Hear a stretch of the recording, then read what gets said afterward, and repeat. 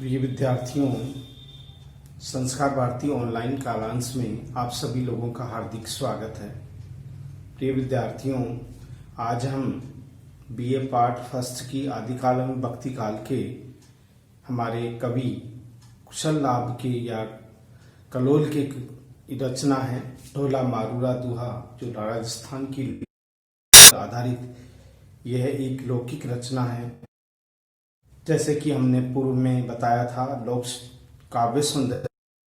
अब हम ढोला मारूरा दुहे के हमारा दूसरा जो महत्वपूर्ण क्वेश्चन है, जो परीक्षा की दृष्टि से भी महत्वपूर्ण है, कि ढोला मारूरा दुहा काव्य में मारवणी की विरह वेदना को सर्वाधिक प्रमुखता मिली है या सर्वाधिक महत्व प्रदान किया गया है। तो इस प्रकार ढोला मारूरा दुहा में जो मारवणी विरह वेदना है उसके संबंध में बताइए। जैसे कि आपको पूर्व कथा में मालूम है कि किस तरह से मारवणी का विवाह 1.5 साल और ढोला का विवाह 3 साल की अवस्था में हो जाता है। तो विवाह हो जाने के पश्चात बचपन का यह विवाह कुछ समय बाद में भुला दिया जाता है, किंतु स्वप्न दर्शन के कारण विरणी यानी मारवणी को अपने प्रिय सालह कुमार ढोला की स्मृति हो आती है।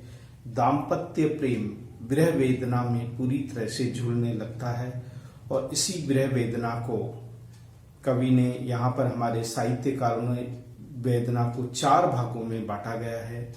और कौन कौन सा वो भाग है जिसके बारे में हम कह सकते हैं कि एक तो है पूर्व राग, एक मान और पूर्व राग, मान और साथ ही साथ परवास और करुणा, 4 भागों में बांटा गया है। ये विरह वेदना के ही प्रकार है।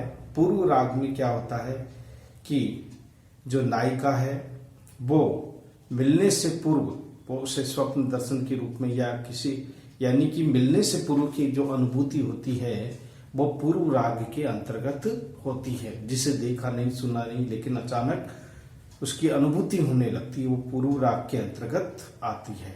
दूसरा मान, मान में किसी अपराध के कारण जब नायिका रूठ जाती है तो वो मान कहलाता है। और प्रवास का मतलब होता है जब नायक विदेश यात्रा पर चला जाता है तो उसकी स्मृति में नायिका दिन रात रोती रहती है, व्याकुल रहती है, ये है प्रवास। और चौथा है हमारा करुणा। करुणा का मतलब होता है करुण। इस विरह में किसी दैवीय श्राप के कारण या दैवीय व्यवधान के कारण जो कुछ भी पीड़ा का भाव उत्पन्न होता है, विरह वेदना की अनुभूति होती है, मिलन में व्यवधान उत्पन्न होता है या किसी दैवीय प्रकोप के कारण ये जो होता है उसे करुण विरह व्यथा कहा गया है। तो इस प्रकार ये सारी वेदनाएं या जो विरह के प्रकार हैं ये हम इस ढोला मारूरा दुहा काव्य में भी देख सकते हैं। और ये एक सरस लोक काव्य है जिसमें वेदना की एक अनुभूति, जो सुंदर अनुभूति है, वो भी स्पष्ट रूप से इस काव्य में हुई है। तो आइए हम इस प्रश्न को हल करते हैं, किस तरह से कवि ने यहाँ विरह वेदना के संबंध में हमारे सामने देखिए। मैं सबसे पहले बताना चाहूंगा, विरह वेदना विरह प्रेम की जागृति गति है और सुसुप्ति मिलन। विरह सरस बसंत है तो मिलन पतझड़। ये किसी भी कोटेशन को हम परीक्षा में लिख सकते हैं जिससे कि हमारे अच्छे अंक आ सके। इसमें ये बताया है कि विरह प्रेम की जागृति यानी प्रेम, विरह से ही प्रेम की सच्चाई या वास्तविकता का पता चलता है।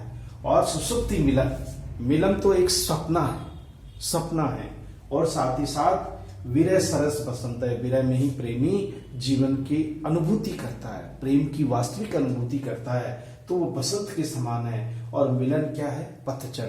मिलन के पश्चात वो तड़पना, वो बेचैन रहना, वो सब समाप्त हो जाता है, वो पतझड़ की तरह है। तो यहाँ पर मिलन को पतझड़ कहा है। ये सब कवियों के विचार है। नहीं तो मिलन क्या होना चाहिए? बसंत होना चाहिए। लेकिन यहाँ पर सबसे ज्यादा महत्व विरह को दिया है, क्योंकि विरह में ही सच्चे प्रेम की परीक्षा होती है कि किसके मन में कितना प्रेम है। विरह की यही पीड़ा हम कृष्ण की उपासिका मीरा के प्रेम में देख सकते हैं कि वो किस तरह से कृष्ण के प्रेम में व्याकुल होकर दिन रात नाचती रहती है। यही प्रेम का स्वरूप हम गौतम बुद्ध की पत्नी यशोधरा के उस काव्य में देख सकते हैं कि वह पति विरह में किस तरह से व्याकुल और व्यथित रहती है। यही प्रेम की अनुभूति हम उर्मिला के विरह वेदना में देख सकते हैं कि लक्ष्मण के लिए, अपने पति के लिए किस तरह से वो दिन रात व्याकुल रहती है। ढोला मारूरा दुहा भी उसी प्रकार के प्रेम के पवित्र और सात्विक रूप को हमारे सामने रखता है। तो आइए हम इसी प्रेम के विरह वर्णन के संबंध में पढ़ते हैं। तो अब देखिए, विरह प्रेम की सच्ची कसौटी है। विरह में ही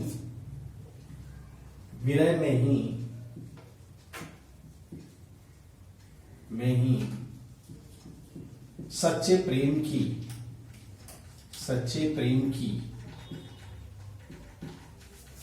की परख होती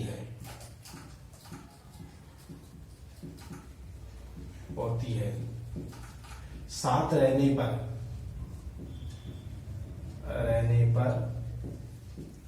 वास्तविक प्रेम का, साथ बनने पर वास्तविक प्रेम का पता नहीं चल पाता।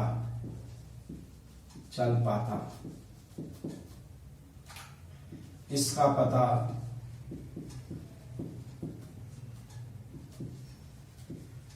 विरह की दारुण दशा में ही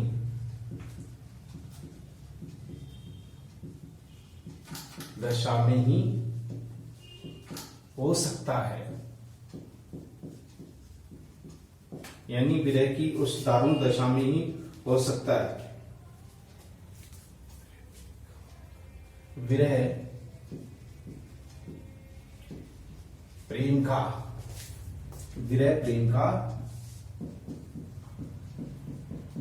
सात्विक रूप है।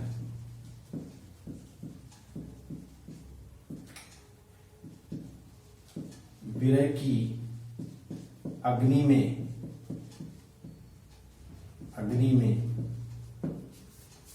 विरह की अग्नि में जला प्रेमी विरह की अग्नि में जला प्रेमी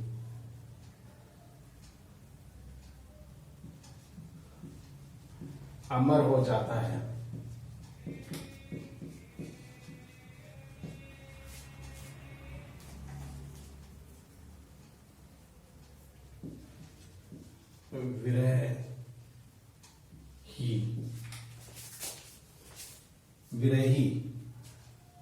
विरही प्रेम को सजग बनाए रखता है। यानी अगर विरह नहीं हो तो प्रेमी के मन में जो एक दूसरे के प्रति जो लगाव है, जो एक दूसरे के प्रति तड़पन है, वो नहीं दिखाई देगी। तो सजग बनाए रखने का काम करता है।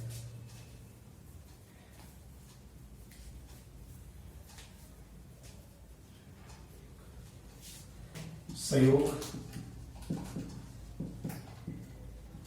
प्रेम का राजस रूप है।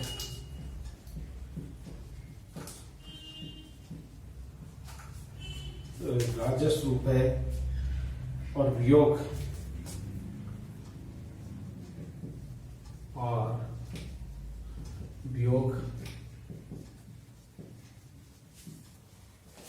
प्रेम का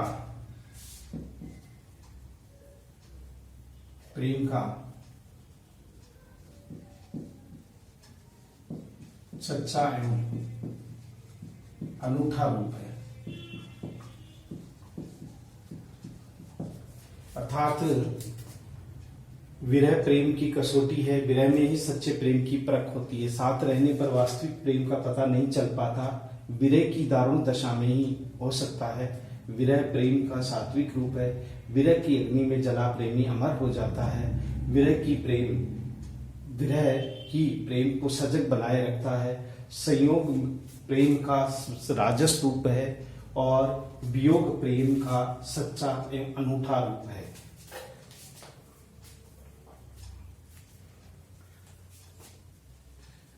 अनूठा रूप है, इसलिए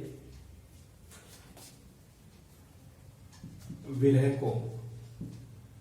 के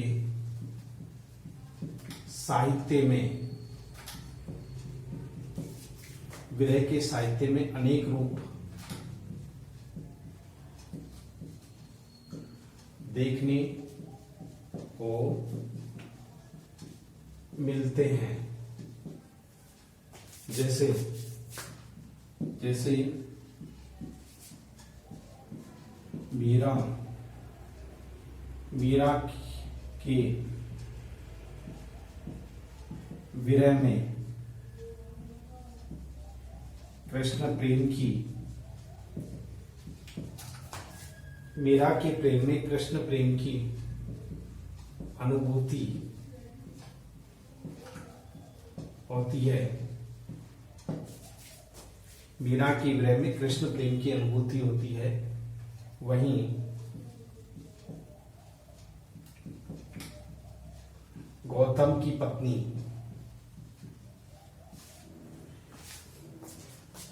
यशोधरा के प्रेम में सच्ची भारतीय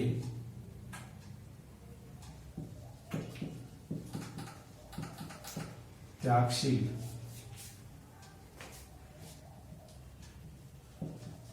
नारी के विरह रूप का दर्शन होता है।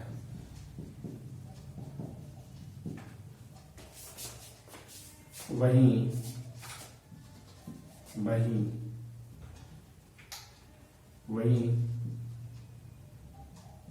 साकेत काव्य में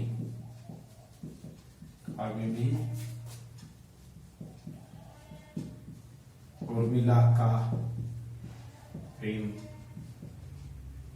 लक्ष्मण के प्रति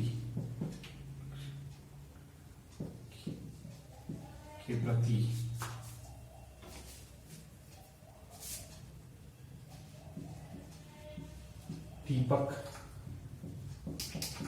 पतंगे के समान है। दोनों में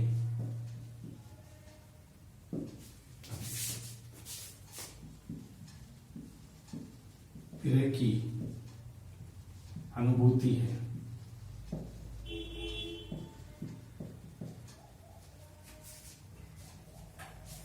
उर्मिला के प्रेम में हम देखे जा सकते हैं।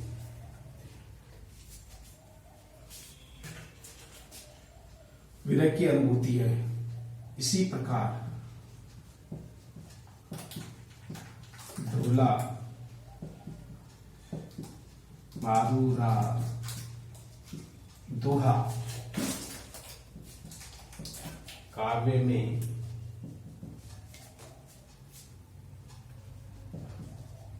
मारवणी के विरह को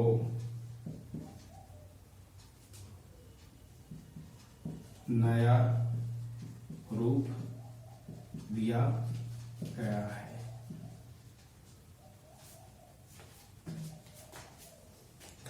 तो मारवणी की ये को नया रूप दिया गया है और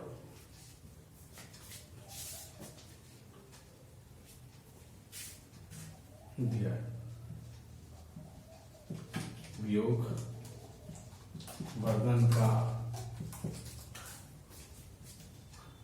स्वरूप इस प्रकार है।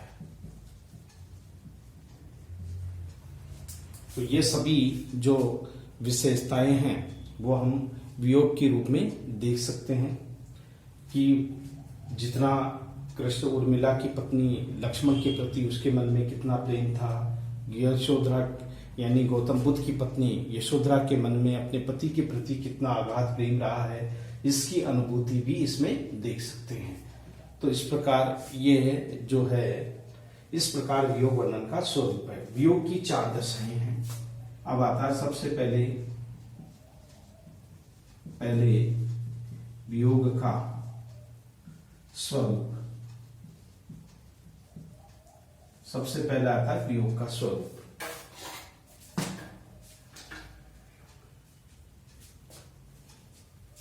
जहां नायक नायिका का बिछोड़ हो जाता है,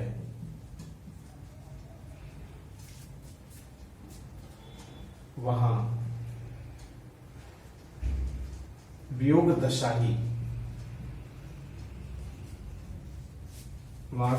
ही प्रमुख होती है। यह दशा 4 प्रकार की मानी गई है। कई हैं ये जो दशा है वो 4 प्रकार की मानी गई है। तो अब कौन कौन सी वो दशा है, देखिए वो कौन कौन सी दशा है जिसमें मैंने बताया था। सबसे पहले जो आएगा पूर्व राग। पूर्व राग में कौन कौन सी, यानी कि इस विरह में नायक नायिका एक दूसरे के देखे बगैर ये प्रेम होता है। जैसे कि डोला माधुआ दोहा में भी कि वियोग की दशा के बारे में बताया गया है। तो अब देखिए सबसे पहला आता है पूर्व राग। 4 प्रकार के होते हैं। तो सबसे पहले हम लेते हैं पूर्व राग। पूर्व राग वियोग। पूर्व राग जो वियोग होता है, उस वियोग में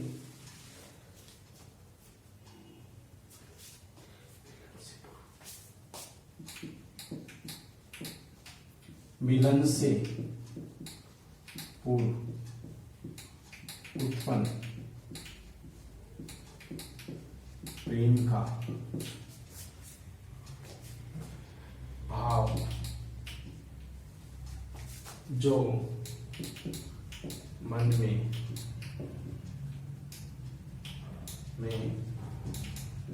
मिलन की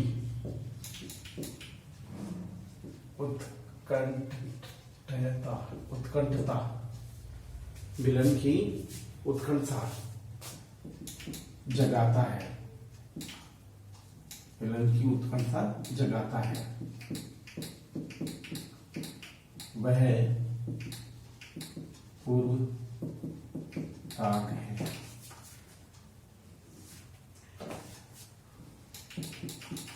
डोला मारू रहा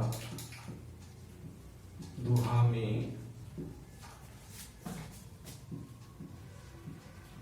पूर्व राग की अनुभूति हुई है। ये पहला है ना।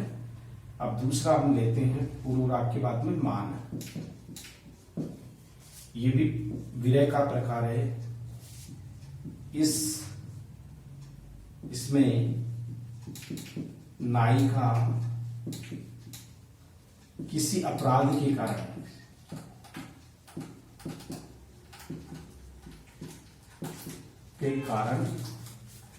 किसी अपराध के कारण रूठ जाती है,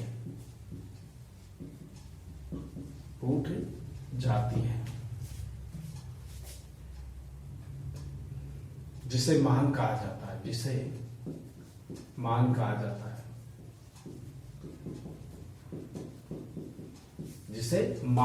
जाता है। यानी इसमें रूठ जाती है नायिका। और अब आता है तीसरा है वह प्रवास। प्रवास में क्या है, इसमें नायक का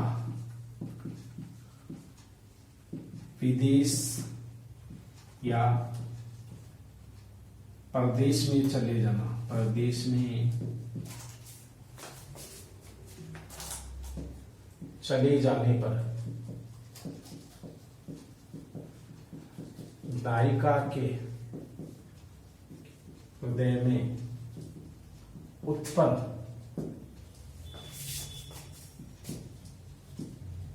विरह वेदना को प्रवास नाम दिया गया है।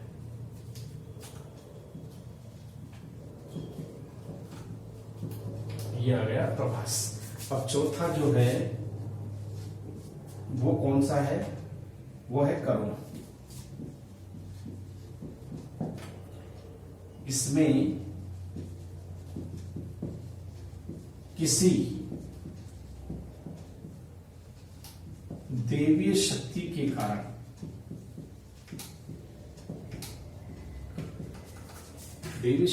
कारण मिलन में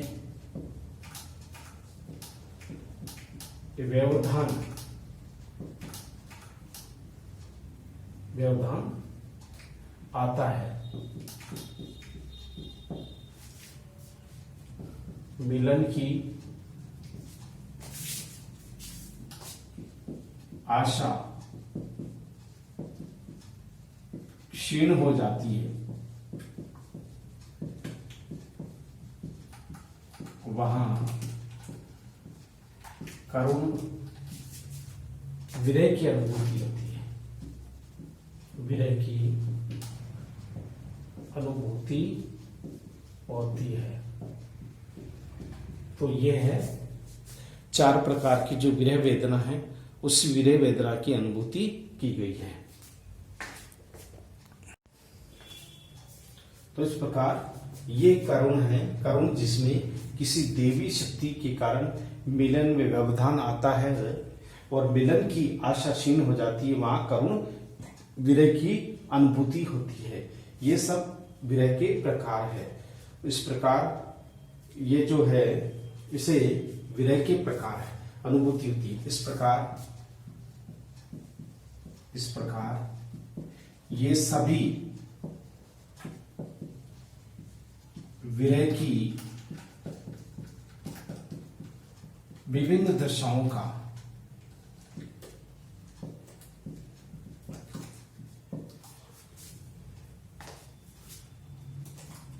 बारे में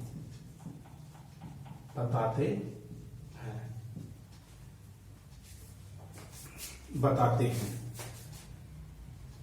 अब आता मारवणी विरह में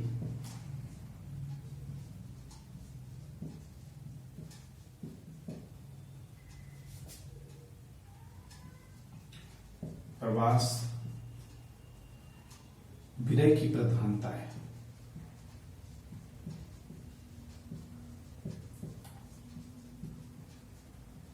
नायिका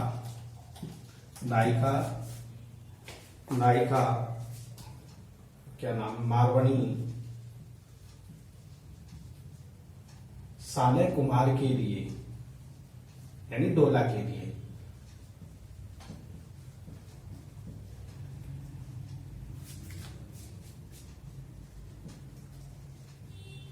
व्याकुल रहती है।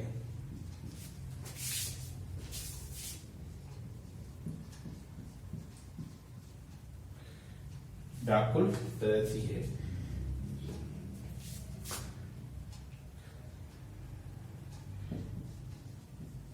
विरह की इस रूप को हम निम्न रूप में समझ सकते हैं। कौन कौन से?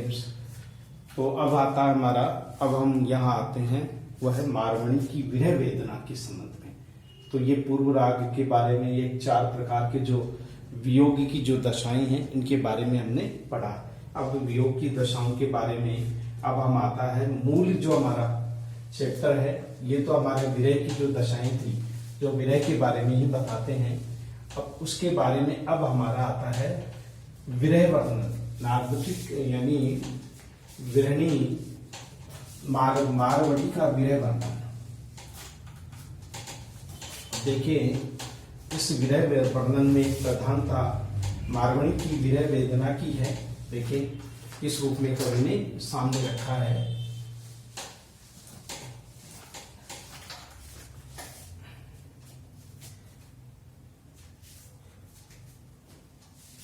तो दूसरा है इसमें मारवणी का विरह वर्णन।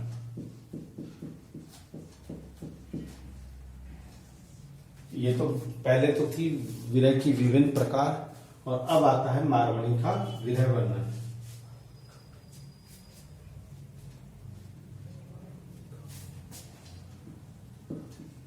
मारवणी का प्रेम, मारवणी का प्रेम विरह स्वप्न।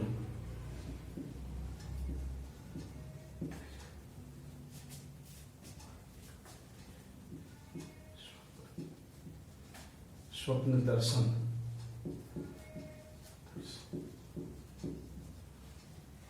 से प्रेम, मारवणी का प्रेम विरह स्वप्न दर्शन से आरंभ होता है,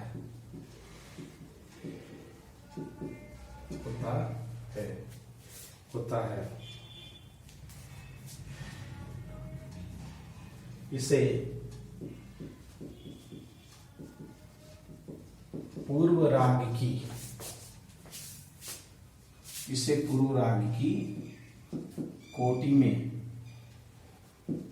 यानी श्रेणी में रखा जा सकता है,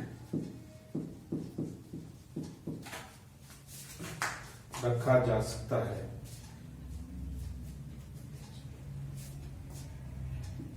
ये आपत्तिजनक नहीं है, नहीं है, क्योंकि मारवणी का विवाह, मारवणी का विवाह, मारवणी का विवाह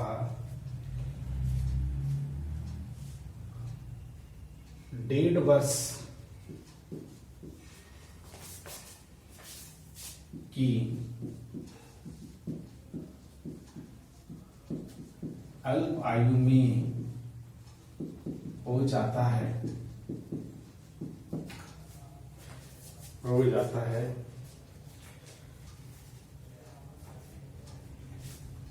किंतु प्रेम का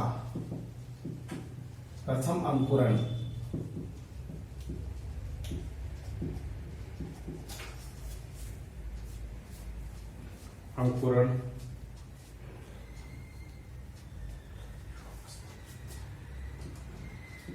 युवावस्था, युवावस्था में हो पाता है, हो पाता है।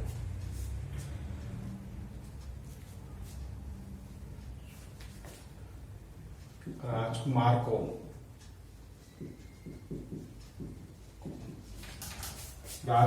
को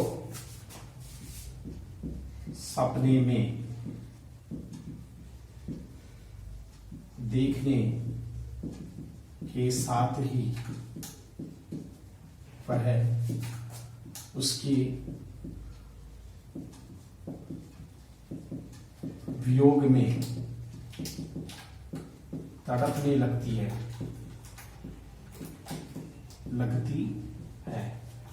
यानी वह उसके वियोग में तड़पने लगती है। विरह में वेदना की अनुभूति होने लगती है। विरह में वेदना की अनुभूति होने लगती है।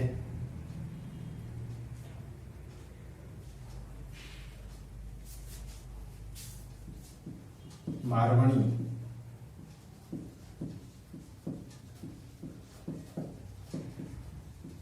इस काव्य की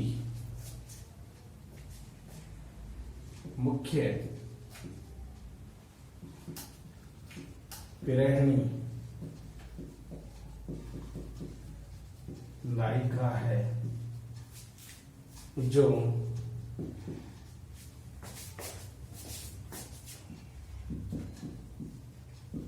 ढोला को प्राप्त करने के लिए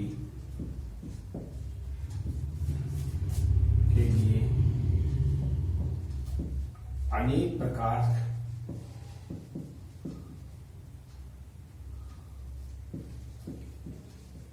प्रयत्न करती है।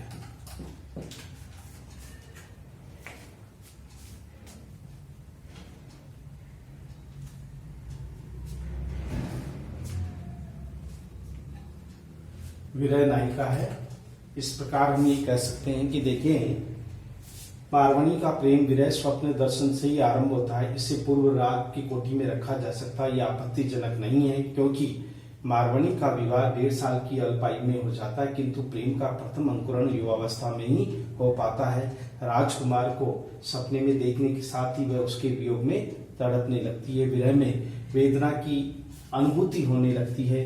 मारवणी इस काव्य की मुख्य विरहिणी नायिका है, जो ढोला को प्राप्त करने के लिए अनेक प्रकार का प्रयत्न करती है और विरह में और विरह से भरकर कह उठती है,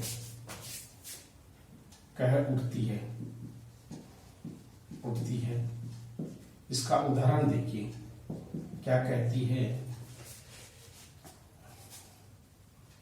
पंक्ति एक संदेशरा, एक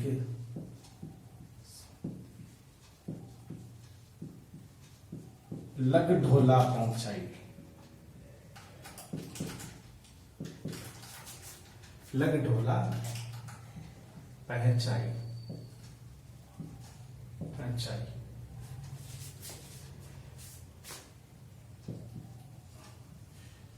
विरह मां विष तन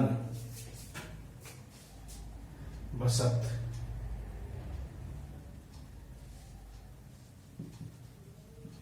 बस है। ओखद दई आई, ओखद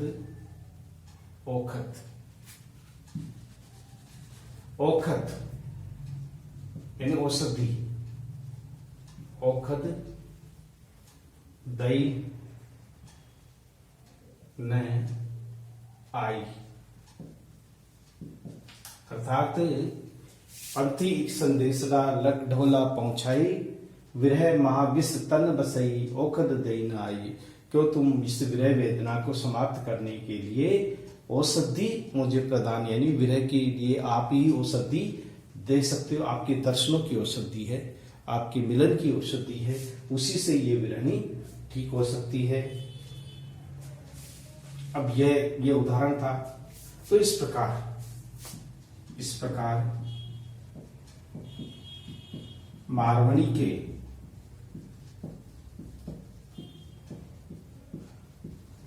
संपूर्ण शरीर में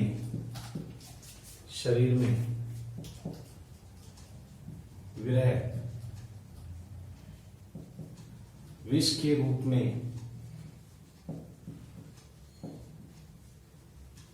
फैलता जा रहा है, जिसे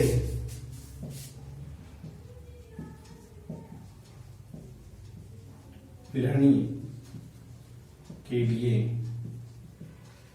सहन करना असंभव हो गया है, असंभव होता जा रहा है। असंभव होता जा रहा है। ये मारमणी की विरह वेदना है। सारा शरीर में एक जहर फैल गया विरह का। केवल प्रीतम ही औषधि देकर के उसे ठीक कर सकता है, जीवन प्रदान कर सकता है। तो इस तरह की जो अनुभूति है वो इन पद्यांशों में की गई है। अब देखिए विरह में अनुभाव।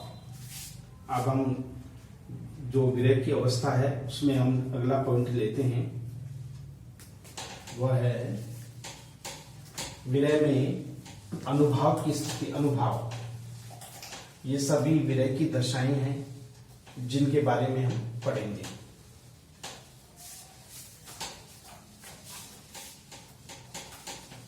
विरह में अनुभाव।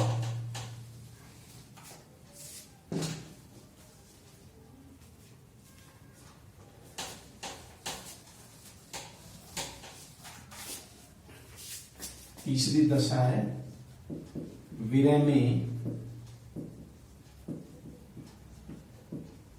अनुभाव।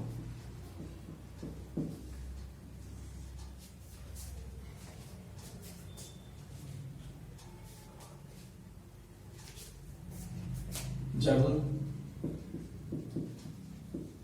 गृहिणी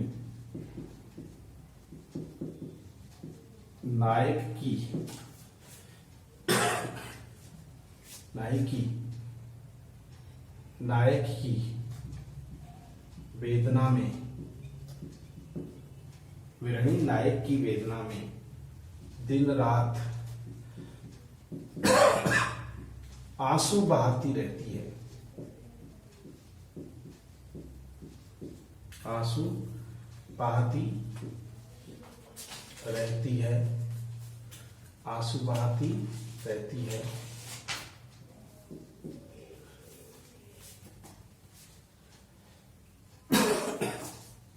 उसका मन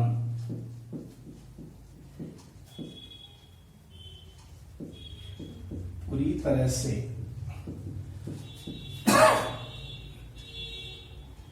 से उदास हो जाता है।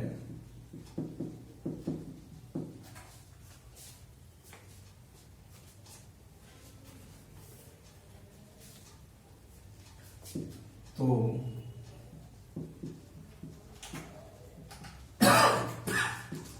वह कल्पना करने लगती है,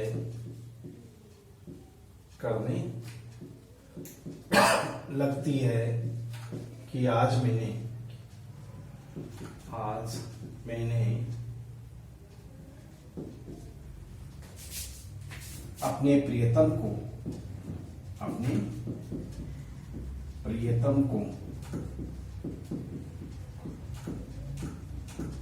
सपने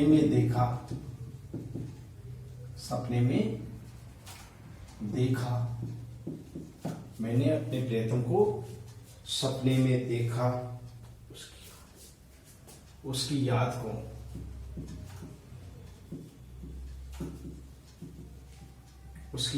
को मैं भुला नहीं पा रही हूं।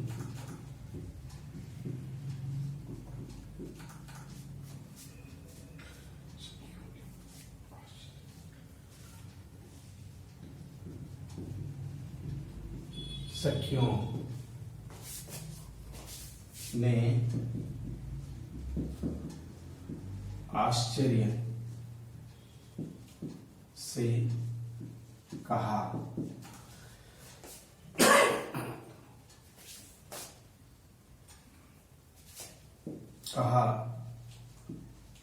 तुम्हें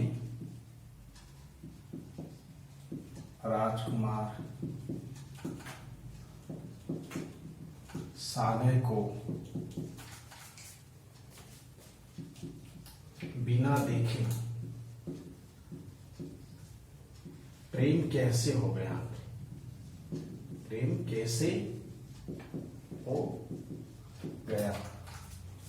हो गया।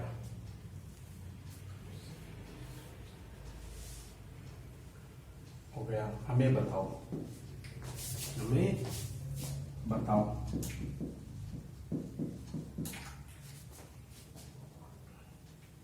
तो इस प्रकार ये वेदना का अनुभव है, जिसमें ये बताया कि विरहिणी नायक की वेदना में दिन रात आंसू बहाती रहती है। उसका मन पूरी तरह से उदास हो जाता है, तो वह कल्पना करने लगती है कि आज मैंने अपने प्रियतम को सपने में देखा, उसकी याद को मैं भुला नहीं पा रही हूँ। सखियों ने आश्चर्य से कहा, तुम्हें राजकुमार साला को बिना देखे प्रेम उससे कैसे हो गया? यानी कि ये पूर्व अनुभव का प्रेम है, अनुभव का प्रेम है।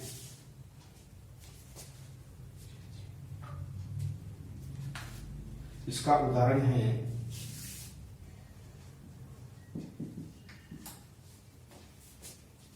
जे जीवन तिन्हा,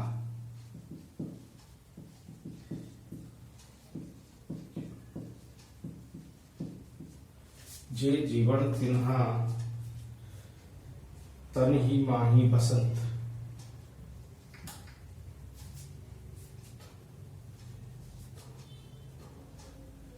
सॉरी, तन माही बसंत।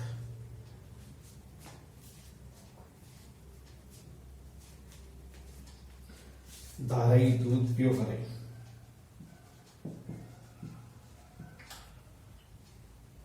धारई दूध पियो करे।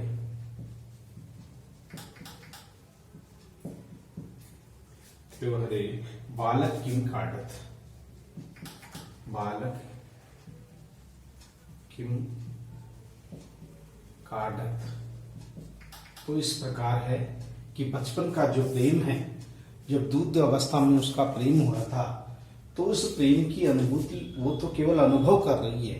बालपन का प्रेम है, जैसे बच्चा दूध से प्रेम करता है, दूध के प्रति लगाव रखता है, माँ के दूध के प्रति, तो वो तो जीवन का आधार है उसका तो अनुभव ही सर्वश्रेष्ठ था। जिसने उसने सपने में देखा वही उसका प्रियतम है। जैसे बालक होता छोटा, दूध पिए हुए बालक को तो भला वो क्या जानता है? कुछ भी नहीं जानता। उसकी अनुभूति बालक को युवावस्था होने पर ही इसकी प्रेम की सच्ची अनुभूति हो सकती है। यही भाव इस पद्यांश में व्यक्त किया गया है। और अब देखिए, अब आता है इसका अगला जो है वो है प्रकृति में विरह की अनुभूति। प्रकृति में विरह की अनुभूति, प्रकृति में विरह की अनुभूति। चौथा पॉइंट है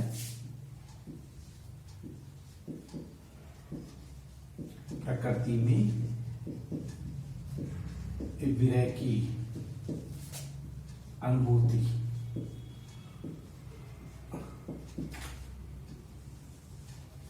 देखिए, प्रकृति विरह के लिए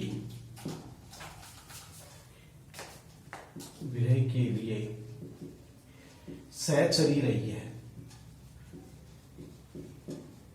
यानी साथी सहचरी रही है। प्रकृति भी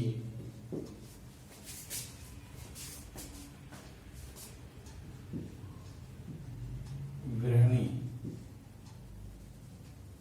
प्रकृति भी विरहिणी के वेदना में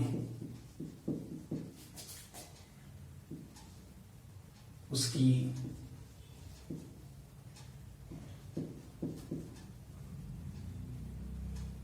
सहायिका, उसकी हमदर्द बनकर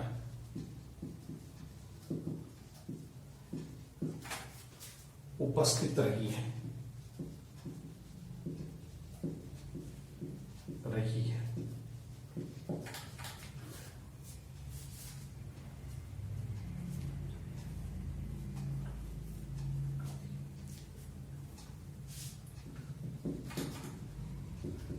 का मारू रहा दोहा में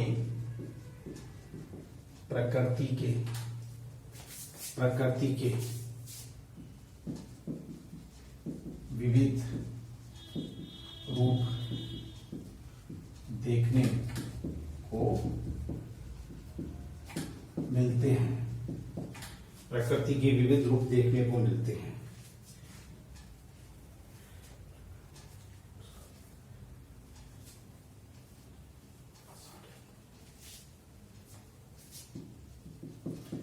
आषाढ़ के महीने में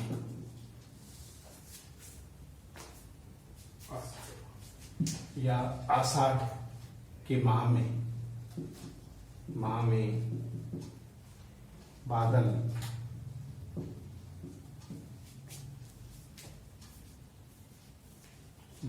झुकने लगते हैं।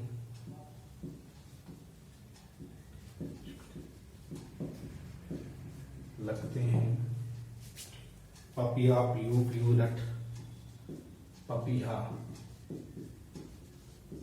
पीयू पीयू की रट लगाए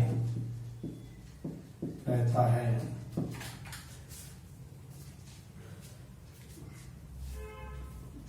पीयू पीयू का रट लगाए रहता है। मोर, कोयल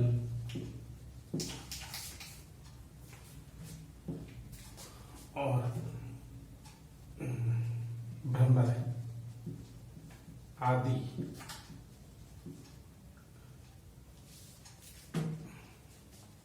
वेदना को बढ़ा देते हैं।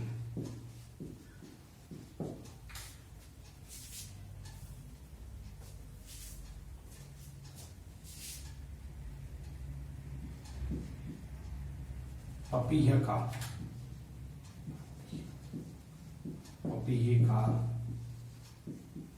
यू स्वर,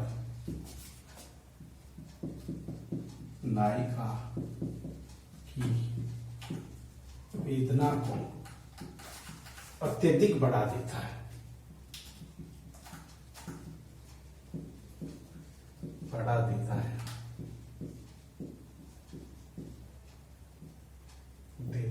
बढ़ा देता है। नायिका उसे बोलने से रोकती, उसे बोलने से रोकना चाहती है, किंतु आसमान के बादल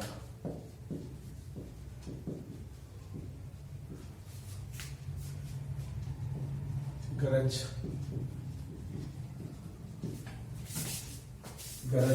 कर बरस रहे हैं। मार्ग में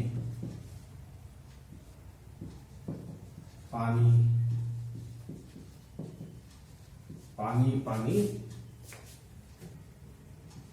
हो जाता है।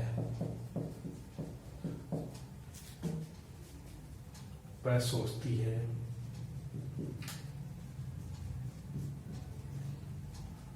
नदी नाले उफान पर है, नदी नाले उफान पर है। भला प्रियतम कैसे आ सकेंगे।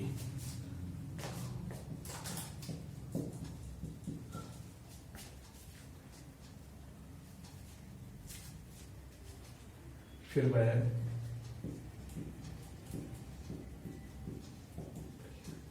तब को आने से रोक देती है।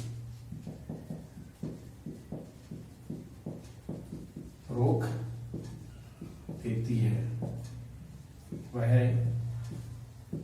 कहती है मैं प्रियतम की हूं,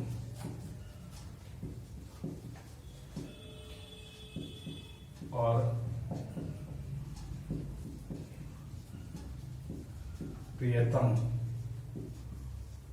मेरे हैं, मेरे हैं।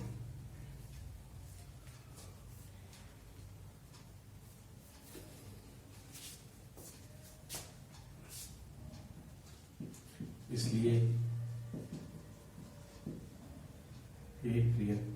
ये पपी है मेरे, इसलिए ये पपी है तू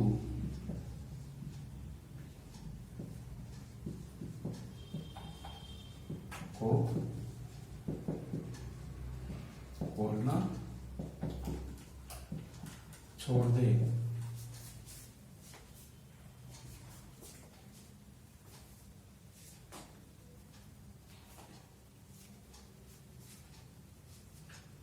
वो पपिया तू बोलना छोड़ दे।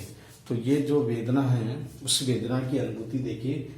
डोला मारूरा दोहा ने प्रकृति के विविध रूप देखने को मिलते हैं।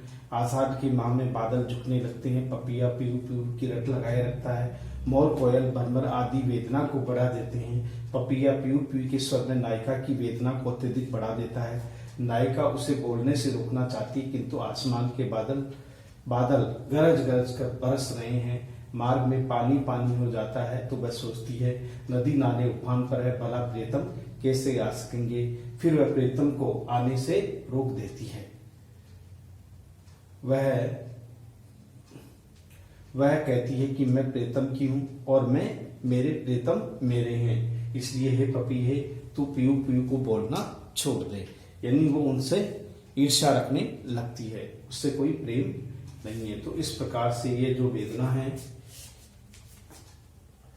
प्रकृति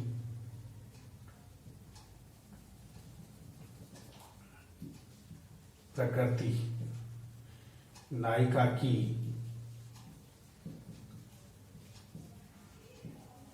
वेदना को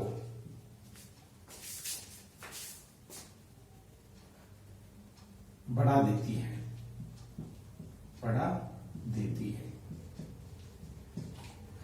इसका उदाहरण देखिए।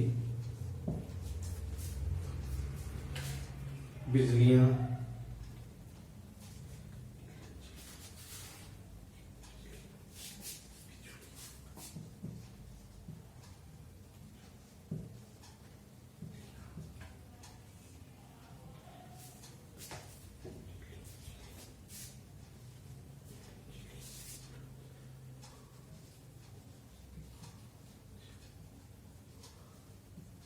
नीलांजलियां यानी नीले आकाश में जलहर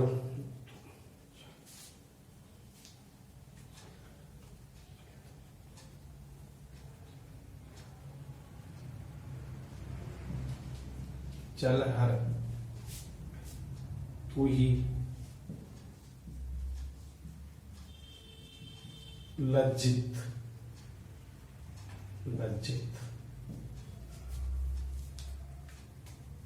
लज्जी, केवल लज्जी है, लज्जित नहीं है।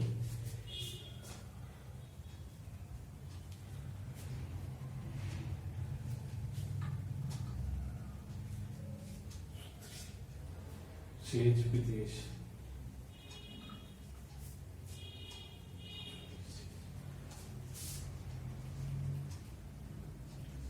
सुनी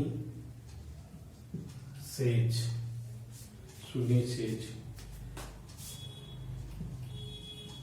विदेश प्रिय मदुरई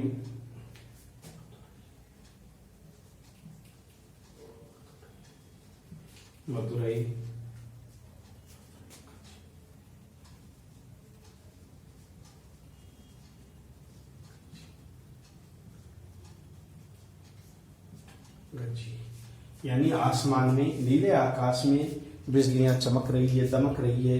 जल है तू ही लज्जी, चारों तरफ जल ही जल हो गया है। यानी गीला हो गया है सब जगह। सुनी सेज विदेश प्रिय मधुर मधुर गजी, हे बादल तुम धीरे धीरे बरसो, क्योंकि